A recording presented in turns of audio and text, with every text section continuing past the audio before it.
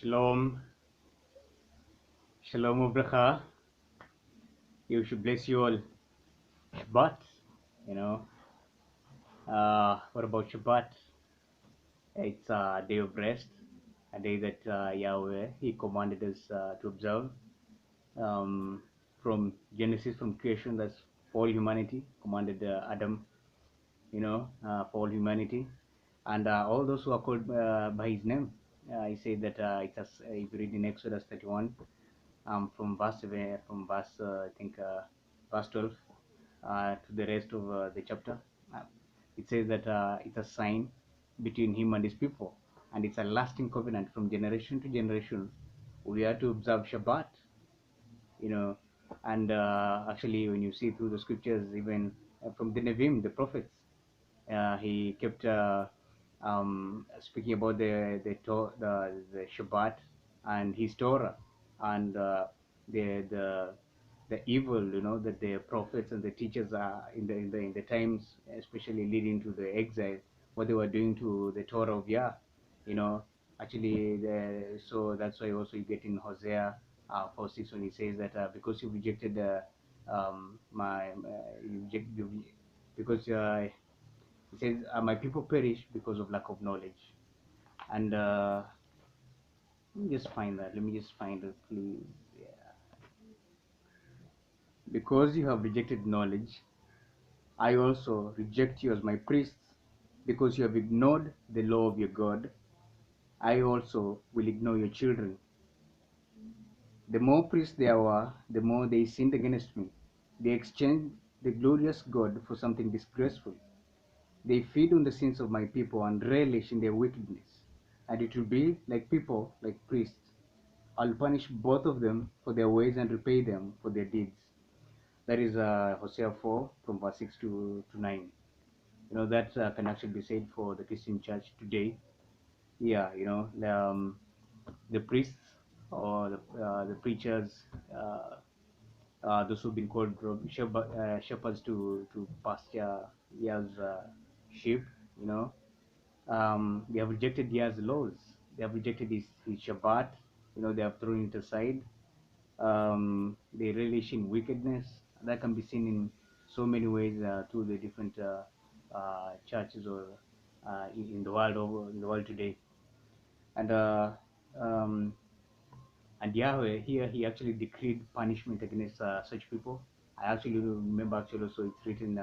Shaul also said that in the last days that people shall look for they shall look for teachers and preachers who will teach them according to their itching ears. What they actually want to hear, not what the truth will really be.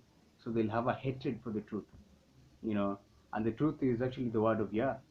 And it's also Yahushua, the Spirit through Shaul actually also say that all scripture is profitable for teaching, for reproof, for doctrine, you know, yeah, so that the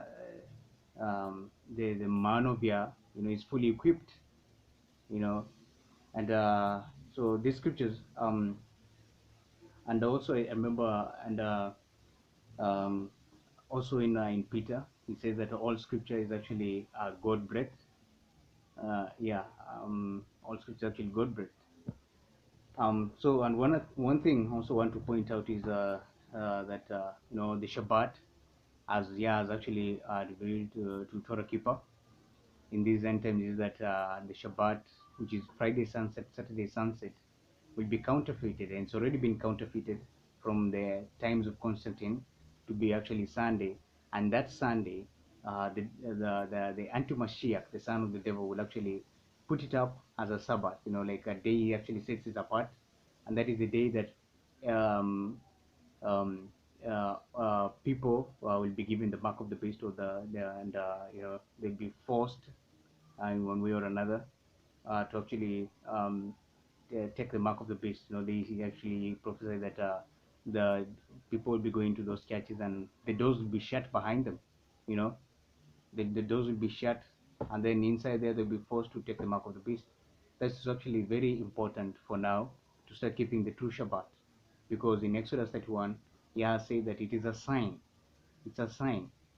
It's a sign. Yes, I've said it 3 times. It's a sign between God and his people, and it's a lasting covenant from generation to generation.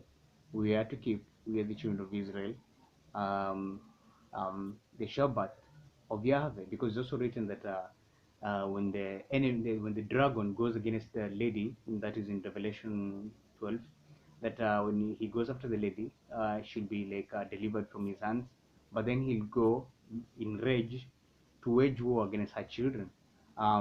Those who keep the commandments of God and the testimony of Yahushua, you know. And if you read in First John, it actually says that if you love Yahweh, if you love God, then keep His commandments. You know, how do you know that you love Yahweh, or how do you know that you know Yahweh? By keeping His commandments. You know, and Yahushua himself, he actually said that's in Matthew 5, 17 to 18, that he did not come to destroy the law of the prophets, rather he came to fulfill. You know, and then I don't know how it actually turned out that Yahushua did come to do away with the law of with the law, and yet he is the Word made flesh. He is the Torah made flesh. That's Yahushua. And just like to also reiterate that, show like the one that the verses that are actually spoken of in that First John chapter 5. It's actually spoken of also in Deuteronomy, and this is what you can actually find in Deuteronomy chapter 10. This is what Yahweh says through Moshe. And now, Israel, what does Yahweh your God ask of you, but to fear Yahweh your God, to walk in obedience to Him, to love Him, to serve Yahweh your God with all your heart, with all your soul, and to observe Yahweh's commands and decrees that I am giving you today for your own good. Wow. For your own good. Also, even you read in First John, it actually describes what sin is. It actually says that sin is lawlessness. You know, lawlessness. Yeah, there are those people who actually have no regard for the law. They do not keep the law. They actually break the law. You know, but in Yahushua, you're no longer those people. In fact, it's written that our soul, or our inward man, desires to keep the commands of Yah, but we found there was a weakness in our flesh, so that we did not keep the commands of Yah, but rather we did the opposite of that. You know, so it means that's in Romans 7:8, that the law of Yah is actually good. Yes, it's actually good, but um, for us, we have another law that is in our flesh, which is of death. You know, it says the carnal minded is to be carnal minded is actually death, but to be spiritual minded is life. And it's actually also written in Romans that the law is spiritual. You know, that's why Yahushua had to come and set us free from this law of sin and death, which is the flesh. You know, so in essence, the law of Yah is actually good. You know, when Yah was encouraging Joshua, you know, after the passing of Moshe, encouraged him and told him to to have the law, to meditate on it day and night, and should not depart from him. If you read in the first Psalm, you know, it also speaks about the one who meditates on the law of Yah and he keeps it. They're like a tree that is planted by the riverside.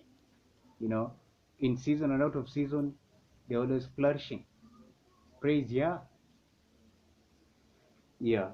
And another thing that we actually find most people we actually find in the New Testament, most people consider it to be only a New Testament thing, and they disregard the Torah. One of the other reasons is, for example, you read in Devarim chapter 10, Deuteronomy, that is Deuteronomy 10, verse 16, says, circumcise your hearts, therefore, and do not be stiff-necked any longer. You know, look at all these things that Yahweh has been speaking about in the Torah.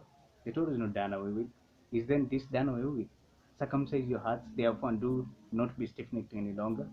Love Yahweh God with all your heart, with all your soul, with all your strength. Is it done away with? Love your neighbor as you love yourself. Leviticus 18, 19:18. You know, verse 20 of the same chapter. It says, fear Yahweh your God and serve him. Hold fast to him and take oaths in his name. He is your praise, he is your God who performed for you those great and awesome wonders you saw with your own eyes. So, and something else you should actually remember is that um, in Thessalonians, 2 Thessalonians 2:11, um, Shaul said he warned, and the Spirit of Yah was actually warning, Yah has warned, that he's going to bring a great delusion upon the world um, because they rejected the truth. They did not have a love for the truth. So that's why he's sending a great delusion that will take over all those who do not believe the truth, all those whose names are not written in the Lamb's Book of Life, you know. And so they'll believe the lie, and it will be evident for all, and their end will be destruction, you know. But if you continue in the chapter, it says that, but you be vigilant. Be vigilant. Yahushua called us to be vigilant, to be watchful, you know, and to keep the commands of Yah, you know. Um, I'm not asking anyone, or no, the scripture asks us to keep the commands so that we may be righteous in the eyes of God. No, but rather, since you believe, since you love Yah, and Yah has delivered us from the things that kept us from doing those things that we desire to do from the inward man, that is to keep the Torah of Yah, you know, keep the commands of Yah, you know, love Yahweh, because to love Yahweh is actually to keep His commands. Um, and so that is a great warning to all. That's not really uh, um, something just to brush away with, you know, with the wave of a hand. The Shabbat is actually very important, very key, especially in these end times, and you need to take careful to put in careful attention and find out, you know, because the Shabbat from Friday, which is Friday sunset to Saturday sunset, has been commanded by Yah to be kept, and it's actually for your good and not for your evil. Yeah, because the Shabbat was made for man and not man for the Shabbat. Yeah, Yahushua kept the Shabbat, and he showed us the right way to actually keep the Shabbat. He said it is good to keep to do good on the Shabbat. Yeah, they say it is, and when you're speaking about the in Matthew 15 and Mark 7 about the cow or the sheep that fell in the well, they was talking to the heart. You know, the people showed more compassion to the cow and the sheep that fell in the well. They will draw it out very quickly on Shabbat, but they did not have mercy or compassion for their neighbor. You know, it's the same problem when you see when the other man was asking Yahushua, then who is my neighbor? And Yahushua gave him the story of the Good Samaritan. You know, it was the story of the heart. The Levite passed by and the priest passed by, you know, and they did not have compassion. They had no affection for their neighbor who had fallen by the way on his way to Jericho, you know.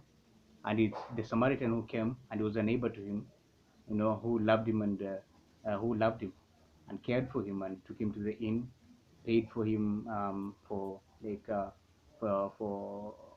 his way, he paid for his expenses for him to get well. And so likewise, yeah, Yahushua was asking, he was asking the Pharisees to do the same, you know, but he wasn't doing away with the Shabbat. He is Lord of the Shabbat, Yahushua Mashiach. And so I hope and I pray that Yahweh, Yahushua will actually give you eyes to see and ears to hear, so that you may know and you may start to keep the Shabbat of Yahweh, because um, it is His statute, and He loves His children who keep His commands. Until next time, Yahushua bless you all, and you have with Him, and